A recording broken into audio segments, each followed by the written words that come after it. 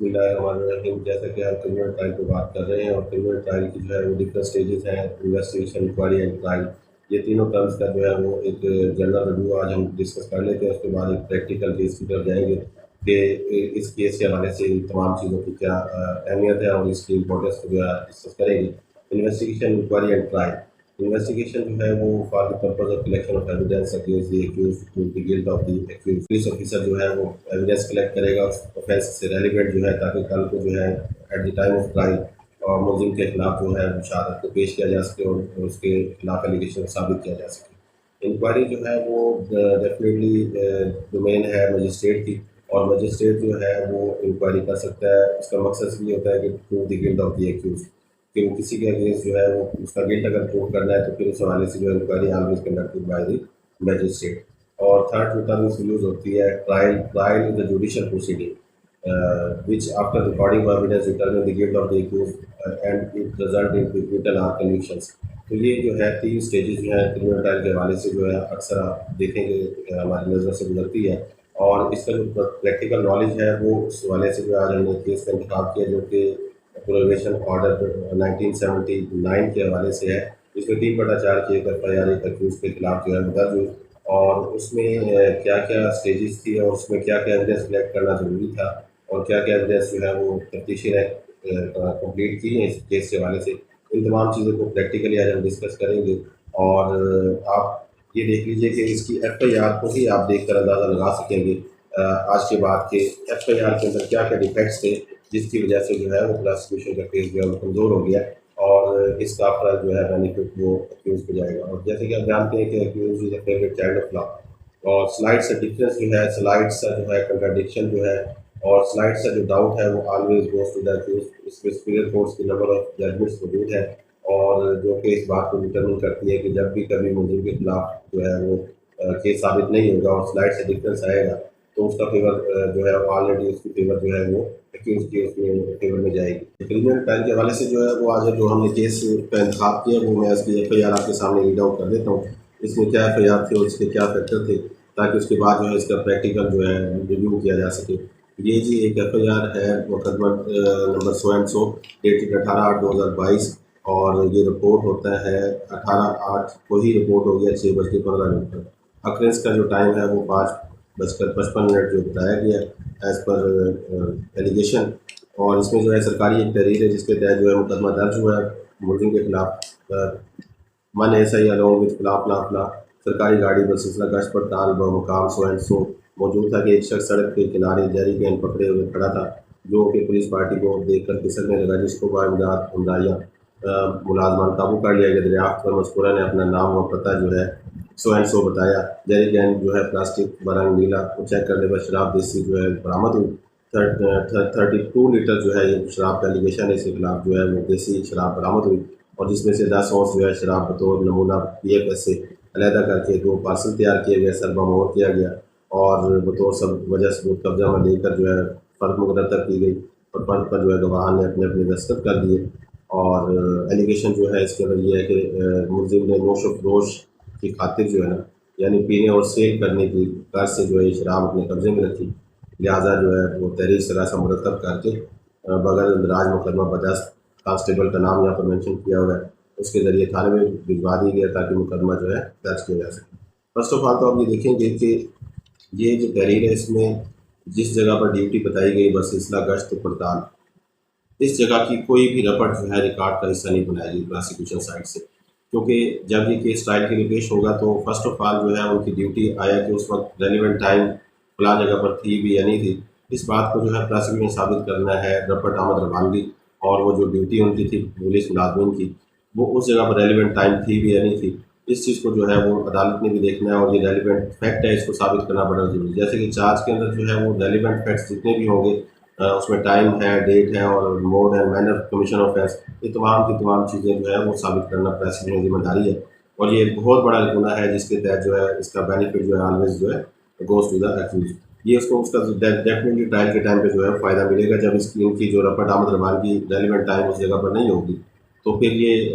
Occurrences जिस तरह बताया गया इस तरह नहीं, अदरवाइज जो है ये अक्रेंस है और इसको जो है प्लाट किया गया किसी भी तरीके से। सेकेंडली बात यह है कि ये डे लाइट अक्रेंस इन्होंने बयान किया है 5:15 जो है ये डे नाइट अक्रेंस है और ये क्राउडेड एरिया का है। तो डेफिनेटली जब इस तरह की कार्रवाई पुलिस की तरफ से की जाती है क्राउडेड एरिया में और डे नाइट अक्रेंस होगा, तो association of formal witnesses, independent witnesses जो है उनको एसोसिएट करना कोई मुश्किल काम नहीं है। आजकल के जदीद दौर में जब हर शख्स के पास जो है मॉडर्न डिवाइसेस मौजूद हैं, मोबाइल मौजूद हैं, तो इतना तो कम अज़ कम एफर्ट की जा सकती है कि association for the purpose of investigation किसी भी प्राइवेट पर्सन को जब इंगेज किया जाएगा तो वो इनकार करता है, डेफिनेटली पुलिस की तरफ से ये एतराज़ आता है कि हमने एसोसिएट करने की कोशिश की लेकिन कोई भी शख्स जो है वो एसोसिएशन के लिए तैयार ना हुआ। तो ये जो वीडियो रिकॉर्ड होता है ये इस बात को साबित करेगा, हमारे केस को साबित करेगा, चाहे वो इस इन्वेस्टिगेशन में शामिल ना भी हो, लेकिन ये फैक्ट जो है वो हम साबित कर सकें कि हमने तो एसोसिएट करने की कोशिश, लेकिन उसके बहुत सारे फैक्टर्स होते हैं और लोग समझते हैं कि कल्पना जो है ये केस के हवाले से उनकी दुश्मनी हो जाएगी और उनका इससे क्या कंसर्न है, तो लोग सरकारी केसेस में अक्सर जो है शहादत देने से कतराते हैं। तो कम अज़ कम ये फैक्ट जो है हम साबित कर सकें कि हमने एसोसिएट करने की कोशिश की लेकिन लोग जो है वो विलिंग नहीं थे।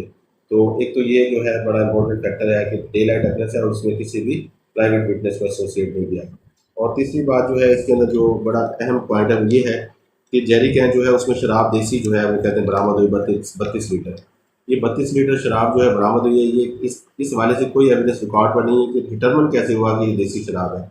किस तरह से पता लगा। स्निफिंग से जो है वो किसी के पास इतनी एक्सपर्टीज़ नहीं है कि वो इसको स्निफ करके जो है वो अंदाज़ा सूंघ के अंदाज़ा लगा ले कि ये शराब देसी है, और जब तक इसके हवाले से PFA से रिपोर्ट नहीं आएगी ये डिटरमिन नहीं हो सकेगा कि ये शराब थी या पानी था। तो ये भी एक जो है बहुत बड़ा नमूना है प्रोसिक्यूशन साइड से कि शराब जो है उन्होंने कैसे असेस किया कि ये शराब है। तो इसी तरह से केस की मुख्तलिफ टाइप से जो है वो इन्वेस्टिगेशन की में जो वीकनेस होती है इसका फ़ायदा जो अल्टीमेटली फिर अक्यूज़ की फेवर में जाता है। जब ट्रायल कंक्लूड होता है तो प्रोसिक्यूशन के केस में कुछ भी नहीं होता ऐसा जो कि मुलजिम के जो है एलिगेशन को साबित कर सके। अब इसमें वो कहते हैं कि हमने 10 ओंस जो है वो बतौर नमूना शराब जो है केमिकल एग्जामिनर के लिए अलहदा करके सरपा मोहर किया। ये जो नमूना शराब 10 ओंस जिस तरह से उसने उसको सेपरेट किया, इसका कोई भी मोड और मैनर जो है वो बयान नहीं किया गया कि आया उसके पास ऐसा कौन सा पैमाना था जिससे 10 ओंस शराब को जो है सेपरेट किया गया। तो जब इसकी सेपरेट करने के हवाले से किसी किस्म की कोई एविडेंस रिकॉर्ड पर नहीं है कि किस तरह से उसने अंदाज़ा लगाया, क्योंकि हाथ से तो अंदाज़ा नहीं हो सकता ना कोई इंसान के एक गिलास में डाल के या किसी चीज़ से उसको मैयर कर सके। तो ये जब तक इसका जो है पैमाना नहीं होगा तो ये इसको मैयर भी नहीं किया जा सकता। तो इसमें जो भी है FIR हमारे सामने, इसमें कहीं पर भी इस चीज़ की वजाहत नहीं की गई कि किस पैमाने से इसको जो है पैमाइश किया गया, इसकी कैसे पता लगा कि 10 ओंस इतनी है। और जो बकाया शराब जो थी उसको जो उसकी रिमेनिंग क्वांटिटी है उसको भी जो है वो बयान नहीं किया गया कि 10 ओंस उसमें से लेने के बाद बाकी कितनी शराब जो है बाकी रहेगी, उसको अलग से जो है सैंपल उसका बनाया गया, उसको सील पार्सल किया गया। इस हवाले से भी जो कोई भी वजाहत जो है वो इसमें नहीं पाई जाती। इसमें फर्दर हम देखेंगे कि जब ये शराब के सैंपल बना लिए गए, बजरिया फर्जी से कब्जे में ले लिया गया, तो लास्टली वो कहते हैं कि नोश व फरोश कर एलिगेशन जो मेन है वो ये है कि अक्यूज़ जो है वो शराब को बेचना चाहता था या बेच रहा था, या वो उसको पी के ठहरा हुआ था या वो पीना चाहता था। तो ना ही इसमें किसी किस्म की कोई पीने की शहादत मौजूद है। अगर उसने शराब पी, उस पर यह एलिगेशन है कि उसने शराब पी है, तो फिर डेफिनेटली इसका मेडिकल एग्जामिन होना बड़ा ज़रूरी था ताकि हम ये बात साबित कर सकें कि एट रेलिवेंट टाइम जो है ये बंदा ड्रिंकिंग कंडीशन में था और इसने पी हुई थी, और इसकी जो है ना वो रिकॉर्ड से साबित है, एक्सपर्ट की ओपिनियन भी आ जाती इस हवाले से मेडिकल ऑफिसर की, तो वो हम अपने एलिगेशन को साबित कर सकते थे कि इसने शराब पी हुई थी उस वक्त जब वो हुआ के टाइम ये शराब पी के ठहरा हुआ है। और इसी के साथ जो है जो फरोश करने की जहाँ तक बात है, तो फरोश करना स्पेसिफिक एलिगेशन है कि ये बेच रहा था, कोई सेल प्रोसीड जो है वो इसकी जेब से रिकवर नहीं हुई, ना ही कोई इसके साथ कोई किसी किस्म का कोई गाहक ठहरा हुआ था जिसने वो उससे शराब खरीदने की कोशिश की, और ना ही किसी गाहक को जो है एसोसिएट किया गया। और ये जो दो बातें हैं इसको प्रोसिक्यूशन ने बियॉन्ड रीजनेबल डाउट साबित करना है। तो ये एक बड़ा अहम फैक्टर है जिसको साबित करना इतना आसान नहीं होगा, क्योंकि ना ही मेडिकल एविडेंस हमारे पास मौजूद है और ना ही जो है हमारे पास इस चीज़ की एविडेंस है कि ये शराब थी या नहीं थी। एट रेलिवेंट टाइम हमें नहीं पता, हमारे पास कोई ऐसी एक्सपर्टीज़ नहीं होती कि जिससे हम अंदाज़ा लगा सकें शराब है या नहीं, जब तक कि PF से रिपोर्ट सामने नहीं आती। और जो है उसमें बेचने के हवाले से भी किसी सेल प्रोसीड जो है वो हमारे पास मौजूद नहीं है जिससे हम ये साबित कर सकें कि ये सेल प्रोसीड जो है ये इस बात का सबूत है कि ये मौके पर बेच रहा था। अब लास्टली रह जाता है पोजेशन के बारे। पोजेशन जो है वो इसको साबित करने के लिए जो है वो बड़ा ज़रूरी है कि एक तो ये चीज़ देखनी है कि ट्रांसपोर्टेशन या पोजेशन ये कहाँ से इसने शराब ली, आया कि ये खुद शराब बनाता है या किसी से इसने खरीदी है, तो इस हवाले से भी इन्वेस्टिगेशन में जो है किसी किस्म की हमें कोई फेवरेबल प्रोसिक्यूशन एविडेंस नज़र नहीं आती, जिसको जो है कल को प्रोसिक्यूशन साबित करना है। तो ये जब मेन चीज़ें जो है हमारे पास नहीं होंगी तो आप अंदाज़ा लगा सकते हैं इस FIR के पढ़ने से ही कि इस केस में क्या होगा। फर्दर जो है हम इसका डिटेल रिव्यू कर लेते हैं। इसमें एक और चीज़ भी है जो बड़ी इंपॉर्टेंट है कि जिस कांस्टेबल के ज़रिए जो है तहरीर इस्तग़ासा भिजवाई गई थाने पर पर्चा दर्ज कराने के लिए, उस कांस्टेबल का बयान भी रिकॉर्ड पर नहीं है जो कि इस बात को साबित करे। अब इसमें रिसेंटली एक जजमेंट आई थी जिसमें ऑनरेबल लाहौर हाई कोर्ट ने डिसाइड किया था और होल्ड फरमाया था कि प्रोसिक्यूशन की ये जिम्मेदारी है कि जो भी पुलिस ऑफिसर पर्चा देगा या तहरीर इस्तग़ासा बनाएगा, वो पहली तो जिम्मेदारी उसकी ये है कि वो खुद जाकर थाने पर उस FIR के लिए उसका तारुफ करे और बाद में उसकी फर्दर इन्वेस्टिगेशन करे। और अगर वो नहीं जाता तो फिर इसमें जो थोड़ा सा फेवरेबल हो सकता है वो ये था कि जो कांस्टेबल है वो इस तहरीर इस्तग़ासे को लेके जाएगा थाने पर और उसमें जाके पर्चा दर्ज करवाएगा और पर्चा दर्ज कराने के बाद वो फाइल दोबारा जो है वो जाए वो कोर्ट लेके आ जाएगा और उसके बाद उस पर जो है फर्दर प्रोसीडिंग की जाएगी। तो जैसे ही वो जाए वो कोर्ट पहुँचेगा तो इन्वेस्टिगेशन ऑफिसर को जब इन्वेस्टिगेशन इंटरेस्ट हो जाएगी तो फिर वो इन्वेस्टिगेशन ऑफिसर जो है उस कांस्टेबल को भी शामिल तफ्तीश करेगा, उसका बयान 161 भी लिखेगा पहले ही ज़िम्नी के अंदर और उसके बाद जो है फर्दर प्रोसीडिंग करेगा। लेकिन इस केस में ऐसी कोई जो है ना एफर्ट मुझे नज़र नहीं आ रही जो कि प्रोसिक्यूशन साइड से जो है वो की गई है। तो इसमें जो है मज़ीद हम ये देख लेते हैं कि ये पर्चा दर्ज हो गया और इसके बाद दर्ज होने के बाद ये तहरीर इस्तग़ासा जो है मुरतब हुआ और तहरीर इस्तग़ासे को जो है वो आप जब मुलाहिज़ा फरमाएंगे तो आप देखेंगे कि इसमें जो वक्त तहरीर इस्तग़ासा जो है 18/8/2022 लिखा हुआ है और जब आप FIR का मुलाहिज़ा करते हैं तो FIR में भी जो है वो 18/8/2022 टाइम जो है 5:55 और इधर पे भी जो है टाइम 5:55 तहरीर है। अब इन दोनों बातों को डिटरमिन करना बड़ा ज़रूरी है। इसमें जब FIR पे आप देखते हैं टॉप पर तारीख वक्त वक़ूआ 5:55 और तहरीर इस्तग़ासा जो है वो भी 5:55 पे जो है वो मुरतब हो रहा है। तो अब ये देखें कि ये तहरीर इस्तग़ासा जो है ये इसकी जो सीक्वेंस है वो ये होती है कि फ़र्स्ट ऑफ ऑल जो है वो एप्रीहेंड किया गया मुलज़िम को, एप्रीहेंड करने के बाद जो है उसकी तलाशी ली गई और उसके बाद जो है वो शराब वगैरह जो भी थी उसको चेक किया गया, उसको मेजरमेंट की गई, उसके बाद उसको जो है सैंपल पार्सल बनाए गए और सैंपल पार्सल के ज़रिए जो है उसको सील किया गया ताकि जो है उसका जो है रिकॉर्ड जो है बनाया जा सके। और फर्दर ये है कि उसके बाद फ़र्द मुरतब की जाती है मौके पर और चाहे वो फ़र्द मुरतब करके उसको जो है बज़रिया फ़र्द कब्ज़े में लेना है और वो ज़ाहिर सी बात है तहरीर है, मुश्किल होता है रोड पर ठहर के उसको तहरीर ज़ब्त तहरीर में लाना। तो वो तहरीर हो जाएगी, उसके बाद तहरीर करने के बाद गवाह ने उस पर साइन करनी है, फिर तहरीर इस्तग़ासा मुरतब होगा। उसके भी वहाँ कोई प्रॉपर अरेंजमेंट्स नहीं होती, ज़ाहिर सी बात है वो गाड़ी के बोनट पर या किसी जगह पर रख के या किसी साफ सीट को अरेंज करके वहाँ बनाई जाती है। इन तमाम की तमाम प्रोसीडिंग्स को करने में डेफिनेटली 25 से 30 मिनट लग जाते हैं और 25 से 30 मिनट सर्व होने के बावजूद अगर टाइम ऑफ अकरेंस 5:55 है तो वकूए का टाइम भी 5:55 है। वकूआ मीन जिस वक्त उसको एप्रीहेंड किया गया, अब वकूए का भी यही टाइम है, उसके बाद जो प्रोसीडिंग है उसका भी यही टाइम है। तो प्रोसिक्यूशन के लिए ये बात साबित करना बड़ा मुश्किल हो जाएगा कि ये कौन सा टाइम इसमें एग्जैक्ट है जब प्रोसीडिंग की गई और जब उसको अरेस्ट किया गया। तो इन दोनों बातों को जब प्रोसिक्यूशन साबित नहीं कर सकी तो इसका फ़ायदा भी जो है वो मुलज़िम को डेफिनेटली जाएगा। और ये अमूमन हर केसेस में आप देखेंगे कि ये इसी तरह से सिचुएशन होती है कि रेलिवेंट टाइम जो है जो अकरेंस का वो भी सेम होता है और उसके बाद जो तहरीर इस्तग़ासा बनाई जाती है उसका टाइम भी सेम होता है, जबकि तहरीर इस्तग़ासा जो है वो सब काफ़ी सारी प्रोसीडिंग करने के बाद जो है मुरतब किया जाता है। तो उसमें डेफिनेटली 20-25 मिनट का टाइम एटलीस्ट लग जाता है। तो वो कैसे इसमें से एक्सक्लूड होगा? तो फिर अकरेंस जो अदरवाइज समझा जाएगा। जब अदरवाइज समझा जाएगा तो जिस तरह प्रोसिक्यूशन अपना केस बयान किया है अगर उस तरह से ना हुआ तो डेफिनेटली इसका फ़ायदा जो है वो मुलज़िम को पहुँच जाएगा और मुलज़िम जो है एक्विट हो जाएगा इस केस में। और इसी के साथ साथ आप देखेंगे कि इसकी डुप्लीकेट कॉपी बनती है। इधर पे जो इसकी डुप्लीकेट कॉपी है उस पर किसी जगह पर भी जो है वो टाइम ऑफ अकरेंस जो है और तारीख जो है वो मेंशन नहीं है और डुप्लीकेट कॉपी पर जब ये मेंशन है तो इसका मतलब यह है कि ये बाद में अलहदा से बनाई गई है। तो इसका भी जो स्लाइड से डिफरेंस होंगे, छोटे छोटे डाउट होंगे जो कि क्रिएट किए जाते हैं प्रोसिक्यूशन की स्टोरी में और उसके बाद जो है उसका फ़ायदा जब उसको सम अप करते हैं तो उसका डेफिनेटली फ़ायदा जो है मुलज़िम को चला जाता है। तो ये टाइम इसमें जो मेंशन नहीं है ये बड़ा ज़रूरी था मेंशन करना, लेकिन प्रोसिक्यूशन ने जो है वो निगलेक्ट किया इस चीज़ को और इसका फ़ायदा जो है मुलज़िम को डेफिनेटली पहुँच जाएगा। इसके साथ ही जो है इसमें पुलिस ऑफिसर ने जो इन्वेस्टिगेशन जब स्टार्ट की तो उसने जो है जाए वो खबर सबसे पहले जब तहरीर इस्तग़ासा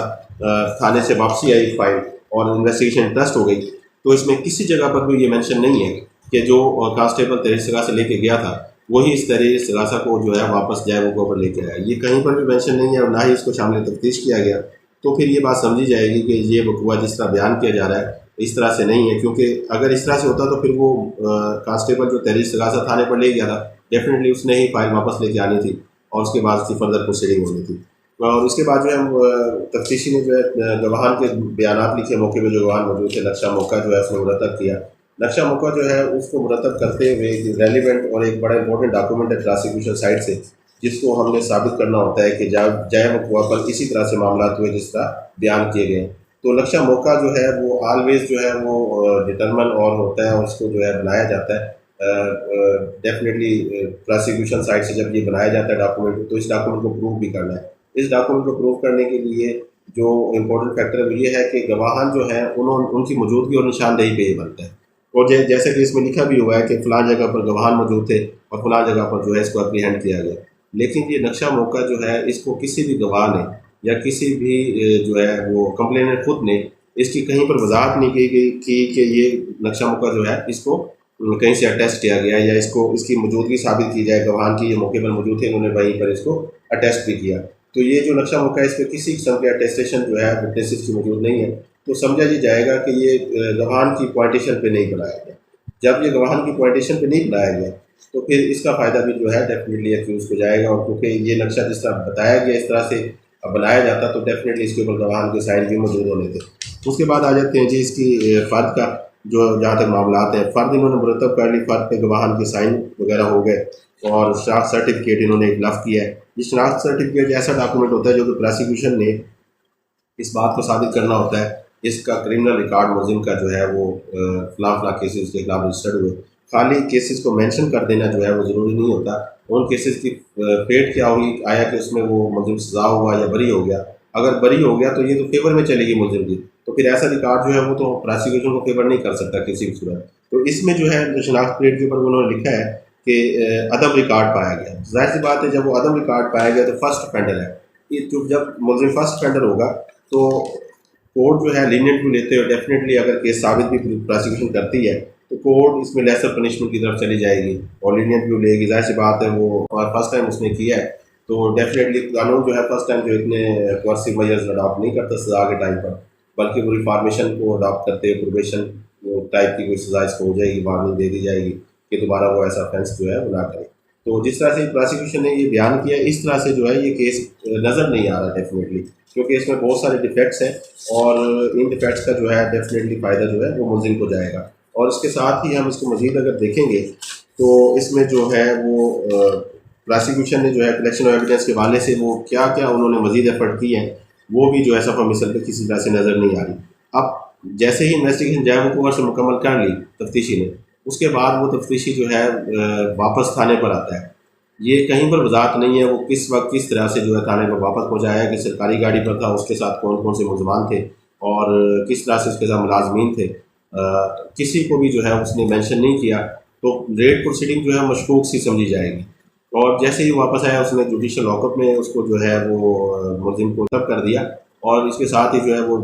माल मुकदमा जो उसने बरामद किया था वो सील पार्सल जो थे वो, और उसके साथ साथ जो है जो PFSA का जो सैंपल था वो उसने हवाले कर दिया मुहर्रर का। और मुहर्रर को जो है हवाले करने के बाद जो है उसने उसका बयान जो है 161 का लिखना होता है। तो 161 के बयान में कहीं पर भी उसने ये नहीं लिखा कि उसको सैंपल पार्सल भी हवाले किए गए। जब सैंपल पार्सल को हवाले नहीं किए गए तो डेफिनेटली जो है ये बात मशकूक समझी जाएगी कि इस तरह से प्रोसीडिंग नहीं की गई जिस तरह से बयान की गई है। और जैसे ही वो सील पार्सल वो प्रोसिक्यूशन कल को जब इस बात को साबित करेगी तो एक तो उसके हैंड ओवर करने के हवाले से किसी किस्म की कोई शहादत सफ़ा मिसल में मौजूद नहीं है। और जब इसको PFSA से भिजवाया जाएगा सैंपल को तो वो भी डेफिनेटली नहीं आएगा जब हवाले ही नहीं किया गया पहली दफ़ा, तो सेकंड टाइम उसको कैसे हम मुहर्रर से लेकर जमा कराएंगे PFSA, तो ये बात भी साबित नहीं हो सकेगी प्रोसिक्यूशन में। और अभी तक जो केस को इन्होंने कंक्लूड किया है तफ्तीशी ने, उसमें कहीं पर भी ये नज़र नहीं आता कि सैंपल पार्सल को है वो किस तारीख को जो है वहाँ पर PFSA जमा कराया गया। इस हवाले से कोई रपट आमद रवानगी किसी किस्म की कोई भी एफर्ट जो है वो रिकॉर्ड पर नज़र नहीं आ रही। तो डेफिनेटली ये चलान जो है ये वक़ुआ 18/8/2022 का बयान हुआ है और 18/8 के बाद जो है ये चलान जो है मुरतब हो के आज मोरखा जो है वो तकरीबन 15 तारीख है 15/10, तो 15/10 तक जो है अभी तक ये सैंपल पार्सल जो है डेफिनेटली जमा नहीं कराया गया PFSA ताकि इसका तजिया किया जा सके। तो फिर इस हवाले से जो है जब आप रूल्स को देखते हैं कि सबमिशन ऑफ सील्ड पार्सल जो है ये एक सीक्रेट डॉक्यूमेंट समझ लें, इसको आप सीक्रेट रिकॉर्ड समझ लें, इसको जब